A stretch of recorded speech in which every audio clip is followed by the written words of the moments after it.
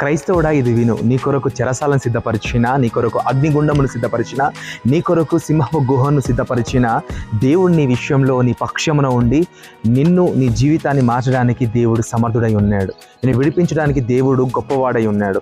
ఆనాడు చెరసాలలో వేయబడినటువంటి పేతురును ఆశ్చర్యకరంగా దేవుడు విడిపించేసినాడు. ఆనాడు డానియేల్ని దేవుడు ఆశ్చర్యరీతిగా సింహపు గుహ నుంచి దేవుడు విడిపించేసి సింహాల నోలను మూయించివేసి తన పట్ల తన ఉద్దేశాన్ని నెరవేర్చేశాడు.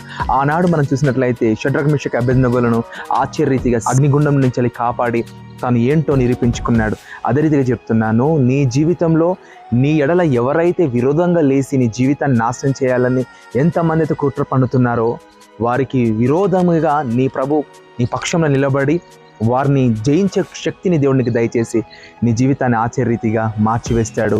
నువ్వు సహనం కలిగి ఉండు, ఓపిక కలిగి ఉండు, దేవుని బట్టి ధైర్యంగా ఉండు. దేవుడు నీ విషయంలో కృప చూపించి నీ విషయంలో గొప్ప కార్యాలు చేస్తాడు. నిన్ను తృణీకరించి వారు వచ్చి నీ పాదములు ఎదుట సాగిలపడ్డట్టుగా దేవుడే చేస్తాడు. పరిస్థితులకు భయపడకు, దేవుడు నీ పక్షం నుండి గొప్ప కార్యాలు చేస్తాడు.